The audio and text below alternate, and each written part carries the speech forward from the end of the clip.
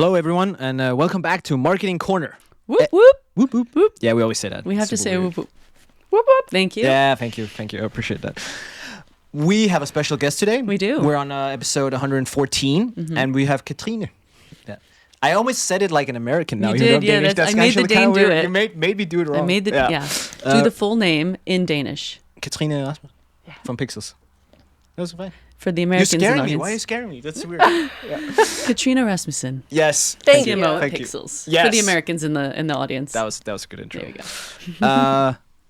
We have her joining us today, and we're gonna talk a lot about no surprise ABM. I think that's gonna be a big one. But I think if you've listened before, people are gonna find that we always like to kind of hear the journey first, a little bit like hear a little bit the story. So before we get started, why don't you introduce yourself just briefly? Sure.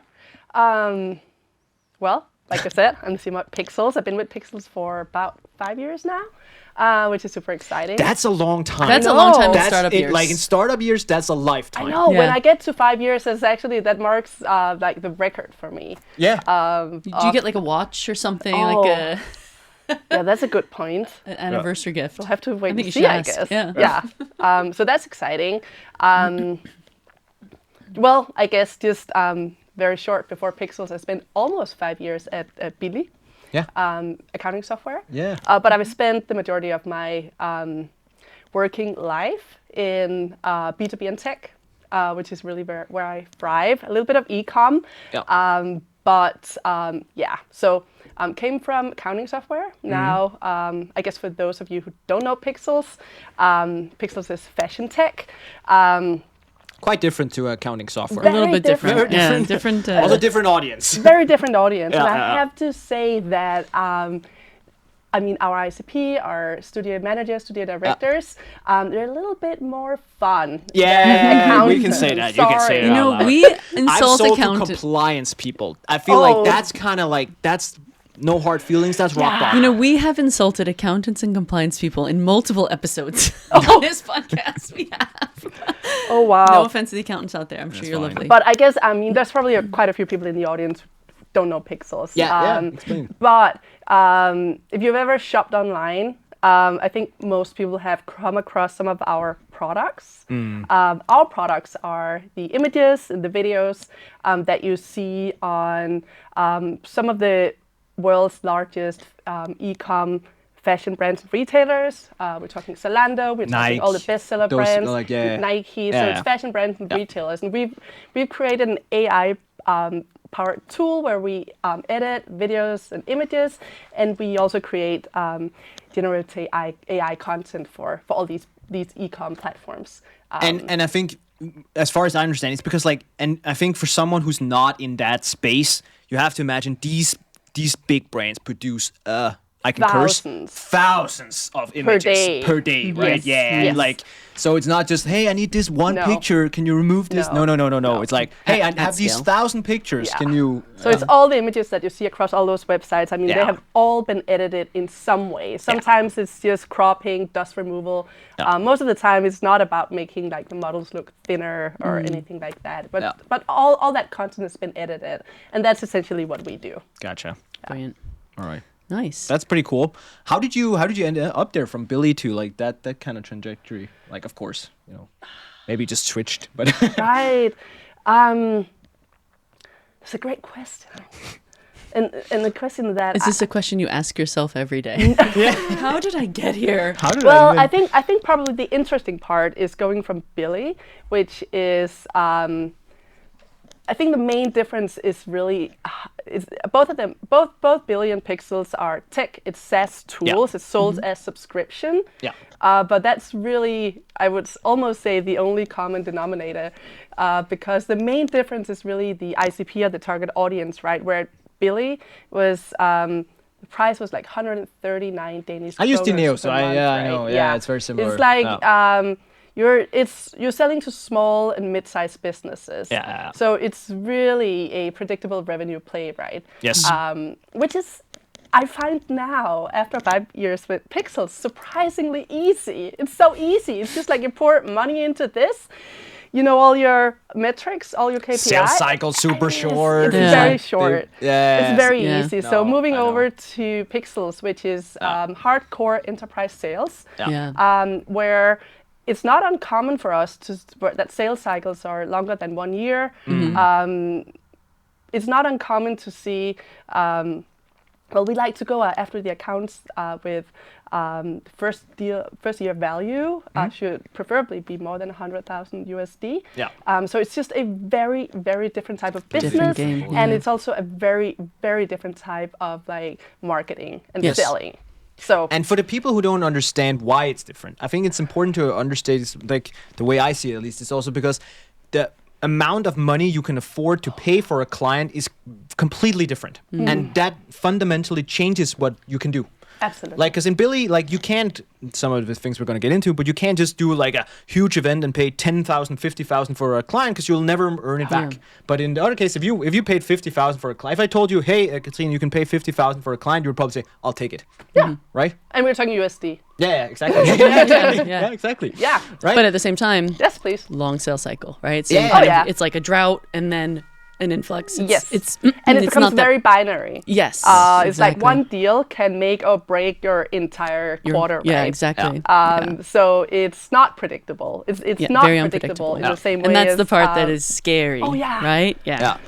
Was it always like so? Or we're already kind of dipping our toes here, but was it always like that in Pixelz? Like, did you like the whole ABM? Was that locked in before you started, or no? It Okay. really wasn't. And that's interesting actually because I think Pixelz now we've got 15 years, so it's not a new business, but they set out to build a self-serve tool for the Shopify segment. Yeah. Much smaller businesses. That's a way different segment. Yeah. I was Yeah. gonna Very, say, very different very segment. different. That's what they set out to build. Yeah. But then I want to say about 10 years in, it was about the time I started.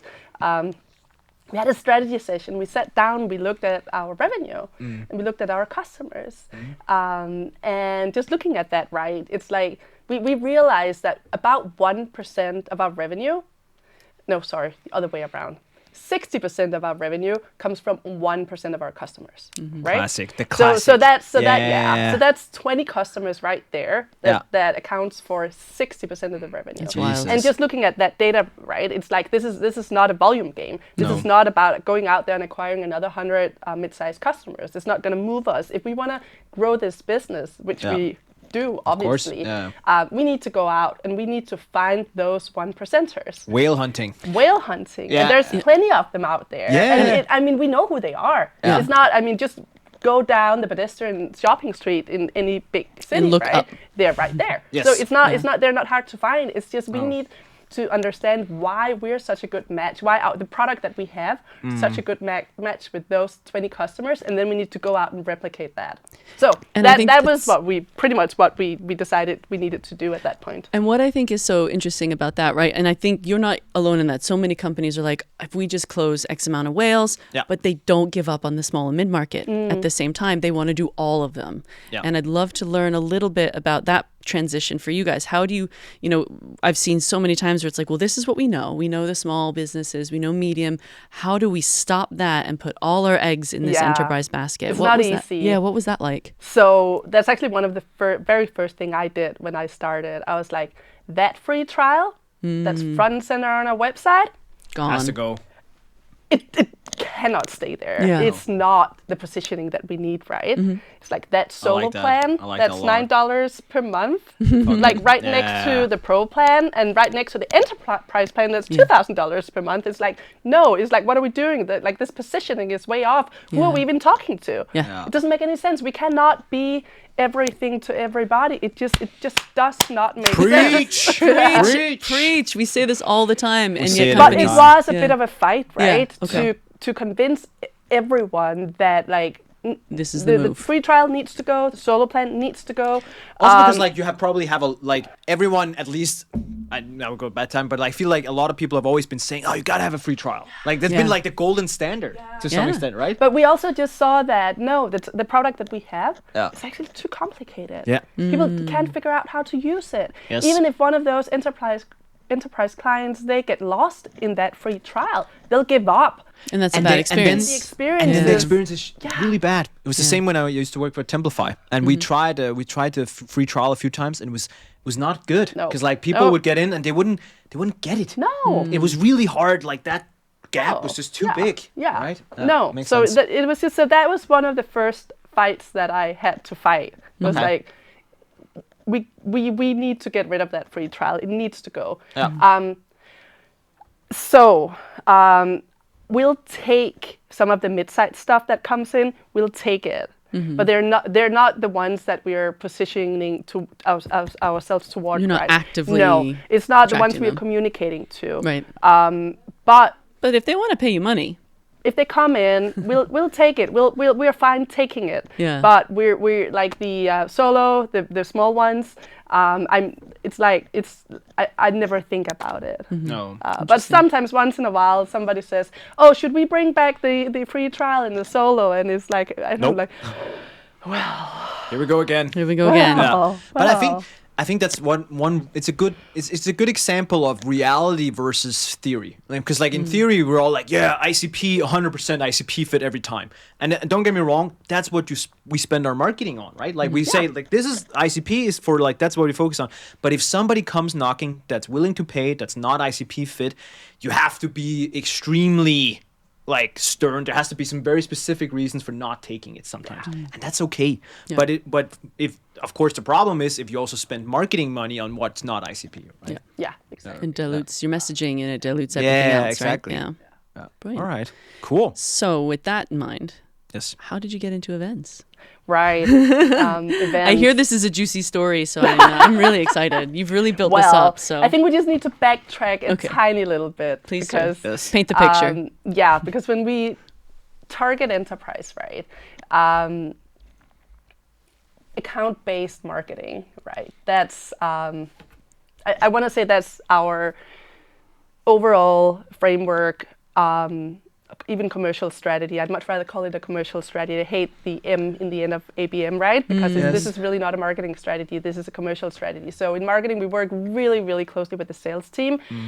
So I almost want to say the marketing strategy and the sales strategy, all of that is like we're joined at the hip. Okay. Because it's really, and we like to call it ABX instead. Okay. Oh, that's the new vibe. Yeah. It's really not Typical marketing. marketing No, people. It's not We marketing. wanna brand things. So ABX is the overall framework, the overall commercial strategy Yeah. that the entire organization buys into, right? So it's sales, it's marketing, it's CS, and it's product as well.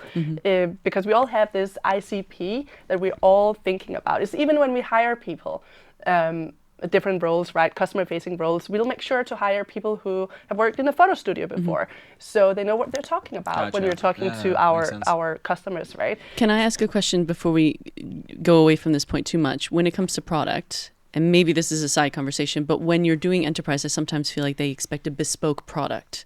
Do you have that at Pixelz where they all want something built just for them? Or are they happy out of the box? Or is this am I detracting? Well, It's a kidney shot. It might be a bit of a distraction. I think Okay. the difference.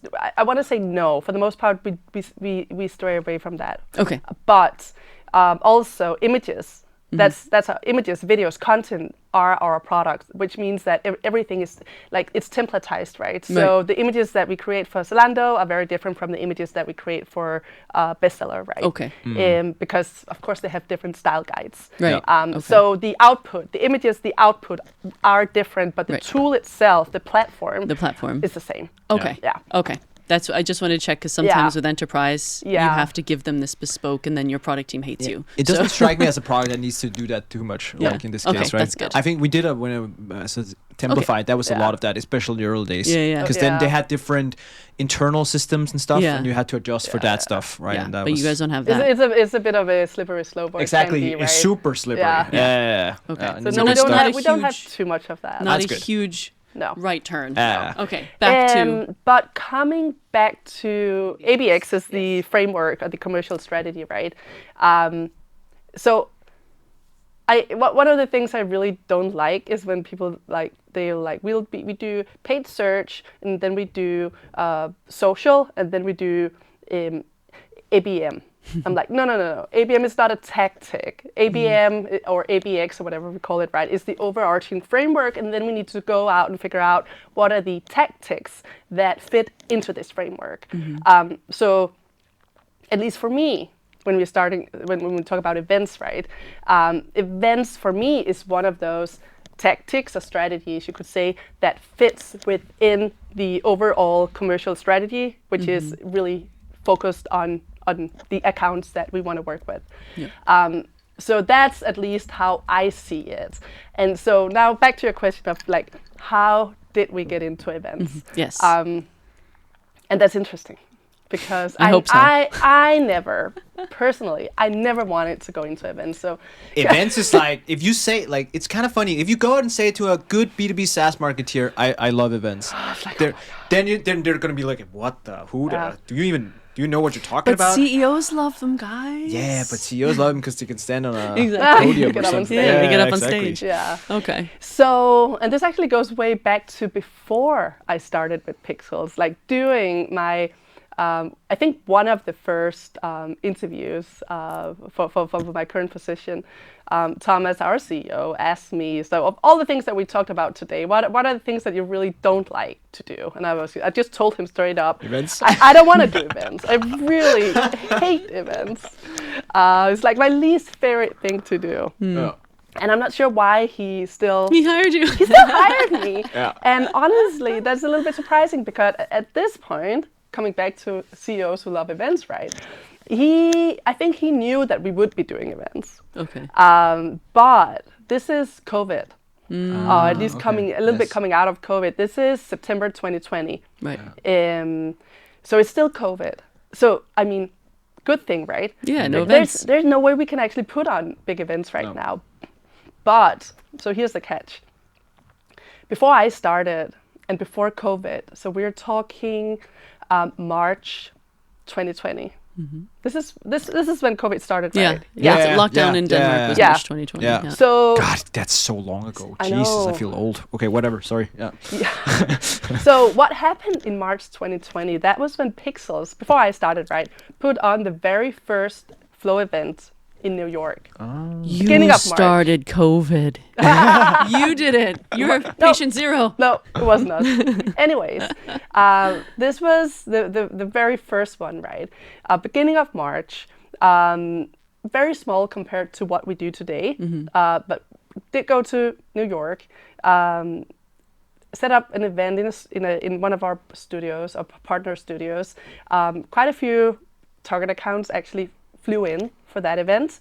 And then what happened was we couldn't do events for a year and a half, which is exactly the time we needed to figure out, like to figure out how did it do, how's the ROI on this event? Because I feel like if it hadn't been for COVID, we would probably have looked at that event after 3 months, 6 months, and said, was it worth it? Yeah. And maybe the answer would have been no. Yeah. Right. But COVID gave us the time to a really year and a half, 2 evaluate. years. That's so interesting. Right? Wow, I love Thank that. you, COVID. Yeah. Right? Of all the things. Yeah. So this is probably like a year into after I started working there, right? And we're like, now we're looking at that event. We close these clients after the events. We have like a really good ROI.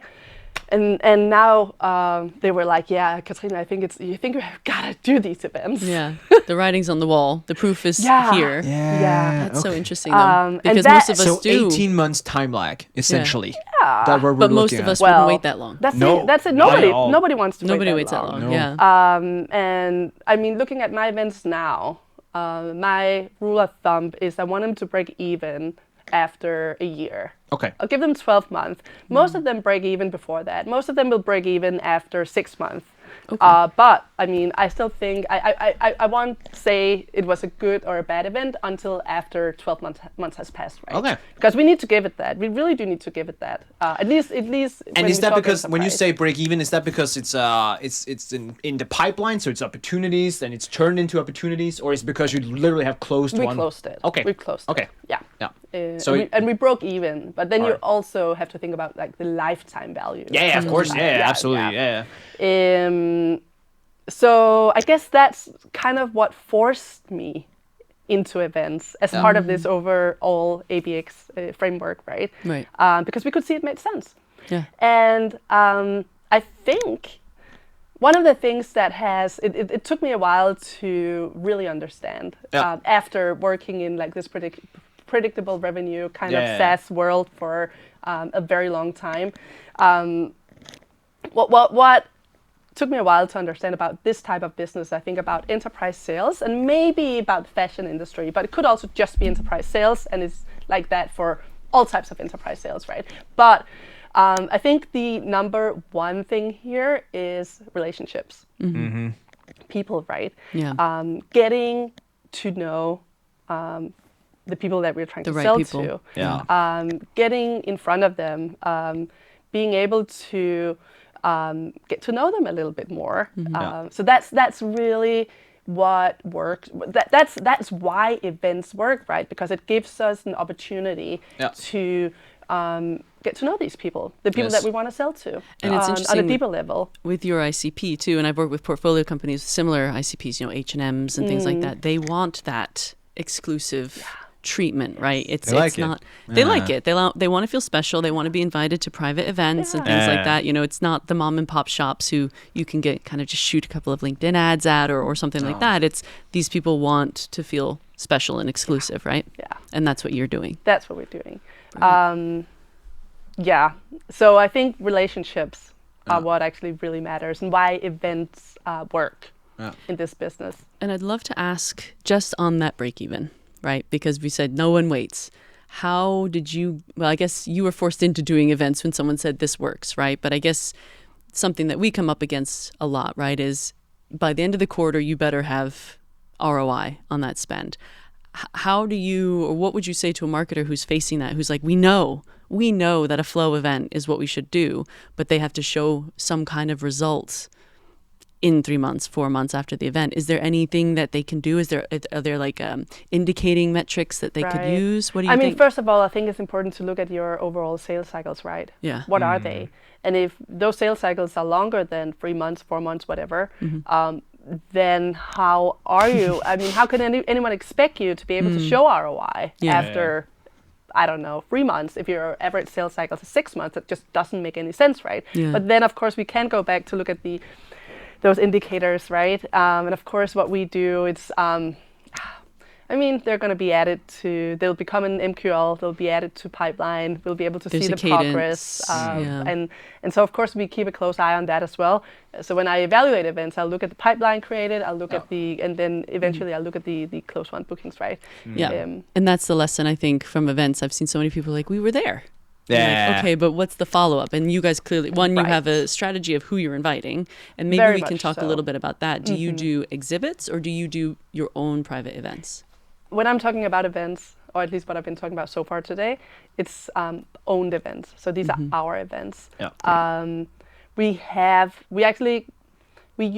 Well, I guess that's the thing about our industry, right? There are not a lot of events out there. There are very few like exhibits or conferences that we can go to where our core ICP show up. Right. So they're not Makes actually, sense. well, and it also makes it a little bit easier for us, right? Because there's not a lot of competition out there when it comes to events.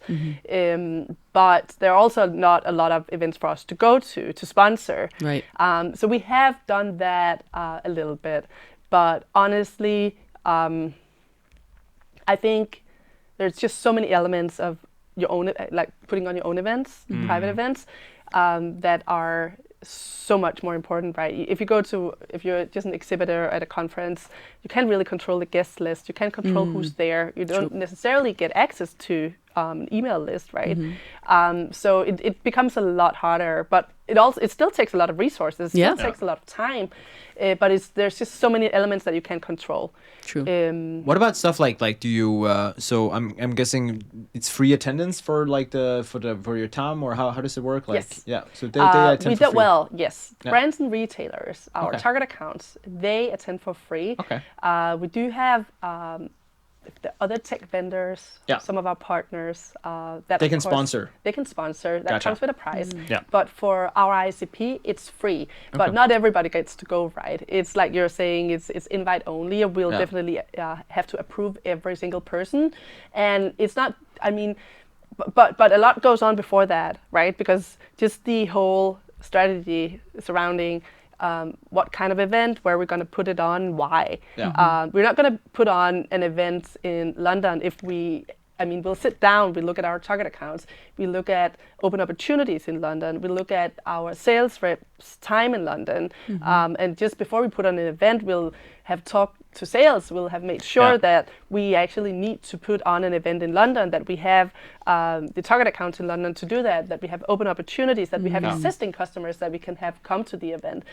So it's not just putting on an event, right? It's like figuring out where do we need what type of event. Gotcha. And then we have our next bigger London event in November. Today, well, actually we had our kickoff meeting yesterday. Today we talked with our chief sales officer already, trying to figure out like exactly which accounts do we want to come. So we'll be extremely strategic about who gets to go to these events, right? So there's nothing random about who shows up. That's brilliant. And when we have May today, so that means what's that, like 6 months preparation time for November? Is that normal? Is that like what you go? Well, we started the prep a long time ago, just for like finding the venue, setting on the dates. But we launched it. We launched it officially yesterday. We soft launched it about a week ago. But we had the official launch yesterday. So yeah, we're about 6 months out, which gives us time. It's not like we have the agenda finalized or speakers finalized or anything like that yet, right? But it gives us time to make sure that we get the right accounts and the right people to that event. It's funny because like we just launched our own first event, and it's a little bit, that's a conference, and that's actually also 30th of October, and we just launched it a week ago. And so it's so I'm happy to hear we're not that late. I've been like, this is late, guys. Can we even get the tickets sold and stuff? Maybe it's a little bit different. We have to sell tickets, but as a speaker, because I'll be speaking, very excited, and I had when I was asked like, what are you going to speak about, and what's the collateral we're going to get, and I'm like, I know, sure, this. But it's like if something changes, AI, whatever. Exactly. But so from a speaker point of view, it's like that's really far in advance. But from an organizer's point of view, we have to, man. It's almost late. Right? Can I ask, maybe for the listeners at home, what kind of events do you do? Like, what's the cadence and what's the? Let's make sure we cover that so people understand the context. So far, when I've been talking about events, I've been talking about like physical events that you go to, right? We also have. We do webinars. We have a podcast. I don't know if you can call that events. We do have some sort of community online as well. But when I talk about events now, it's the physical events that you go to and travel to. So we do 2 what we like to call flagship events every year. One in Europe, one in the US. And it's really not that big. It's about 200 people. That's pretty big. That's pretty big. That's pretty big. I think we've learned that we want it to be... Not SaaS stock, but it's close. I mean, inbound was 35,000, but like cool. It's close. we want it to be like a sort of like a smaller, intimate community feel. Yeah. So it's a 2-day thing. 2-day? Okay, wow. So there's going to be day 1 where we might actually switch it up a bit this year and do like an exclusive brunch in the morning of day 1. Then we'll have workshops day 1 with partners, with industry professionals. Then end of day 1, we'll do welcome party. Nice. Next day, usually what happens is that we have a full day of keynote sessions, maybe a few smaller breakouts. Then we'll do a VIP dinner. Which is also a very important part of this, right? I was going to say, it's already an exclusive event, and then within the exclusive event, you have an even smaller VIP group. Does anyone ever get pissed but not getting invited for VIP absolutely. dinner? Okay, I was going to say, does that ever happen? That's a good sign that you've done a good job of like One of the tricky parts is like getting out of the event and to the VIP dinner. Without telling? Without So hey buddy, okay, it was really later. nice to meet you. I have to go to this dinner. I don't have a dinner. There's no dinner at my plan. There's more. Hey, you over there, you're coming with me. So that's a bit of the tricky one. Okay. We always strategize about like how do we get from A to B without, And then we do this VIP dinner, and that's usually about 20 people from Pixelz and 40 people, like the VIPs, right? Yeah. And the same thing about the event, right? We talk about the pre-event stuff, but also just during the event, we have a strategy, right? It's like these people need to talk to these people, and so it's like it's not random. Of course it'll be a little random, but we know who we need to talk to, and we know who needs to talk to who, and who people are. Sit them next to each other. We actually do a little bit of a quiz the day before, where we go through every single attendee with like their profile picture and who they are and where they work, and if they're in the sales process or whatever, right? And then we'll do a quiz and we'll see who gets the most right after. With who's this person? So we take it very seriously, right? It's target accounts. We need to know who they are and why they're there. So lots of that during the event. Then VIP dinner. So with 20 people from Pixelz there, right? We might have, I don't know, 7 or 8 different tables. It's like you sit there, you sit with them. It's not we don't have any seating plans, but it's like you know who you need to sit with during the dinner. Get That's all funny. the good Very intel smart. out. I love that. Very Smart. sneaky. I love the sneakiness. I love this though because this is how they should be done, and so many companies like we were there, we're there, and it's like no, we have a map and we're quizzing each other, and it's almost like we also have a Slack channel during these 2 days, right? It's just called Flow Gossip, and every time we talk to someone, right, we will drop the intel. This brand is opening up a new studio. These brands are hiring. So everyone knows all the intel during the day. I love that. Katrina, That's so smart. I love that. And then, of course, after the event, we'll take that and make sure to get that into HubSpot and all of that, right? You could invade a small country with the amount of organization and intel. Planning and the intel. This is very impressive. Then, after the VIP dinner, we also, of course, have an after party. Of course. Is that even more exclusive? Well, I can't handle it. Now, I mean, we would take everyone if they wanted to come, but usually not everyone comes, right? Yeah. But in all seriousness, usually we are out with some of these accounts until 5 in the morning, right?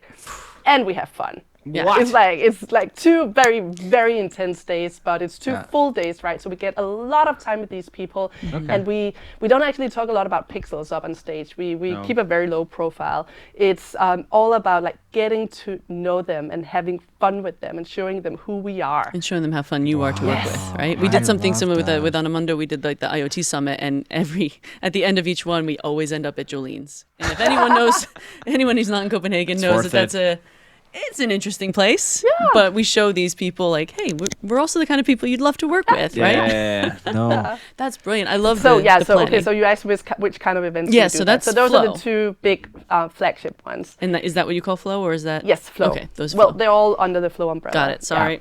Yeah. But then we have the Flow locals as well. Right. And those are, we just had one in London last week. Those are small scale. We had, I think, 40 people in London. So it's part of the same community, but it's like starts at 6 o'clock. We do have some kind of either roundtable discussions or a keynote or something for about an hour, but then it's mostly like networking. And we do that, I think last year, I don't even remember. So far this year we've done London. We did Copenhagen with the Fashion Week in January. Yep. And then I think last year we did Seattle, New York, Berlin, London, Barcelona, Madrid. So we'll take it. And do they don't require that much planning comparatively, or but okay. But this is also why it's really hard to get Katrina to come to the podcast, because every time she's like, I'm in New York, I'm in Barcelona. That's true. Right? Were you just in Asia? Yeah, Yeah. I went to Vietnam we did a photo shoot in Vietnam. Yeah, then I saw went that straight too. to London for the local event. Listen to her, huh? Listen to her. There we go. Yeah, so that's not bad. And we have a Palma office where I'll be working all of next week. Are you guys hiring? Winning. Yeah. That's brilliant. We're getting close to time for this particular episode, but I think it's really important that, we wanted to kind of set the stage for why events and just how bloody strategic you are. And I think that's the main takeaway, at least for me, is like these events are planned with military precision. So before we end, is there anything kind of to wrap up this first section? I guess on that note, and to wrap up, that's why I don't like events. I'm not a detail person. Okay. I don't like military precision. Well, it's not that I don't like it. I'm not very good at it. Right. Okay. But maybe that's something we can talk about. We can in the talk next about that. episode. Because you have a really great team. And how we, You have a the really key great team. right there. Yeah, Shout because I out. think also what I want, like the next episode is going to be more also about like the future of it, right? Like how do we make ABX better? What should we include? What shouldn't we include? Yeah, absolutely. On that note, tune in. See you Yeah, guys. you got to wait till next week, guys. Yeah, thanks for listening. Thank you. Bye. Thank you.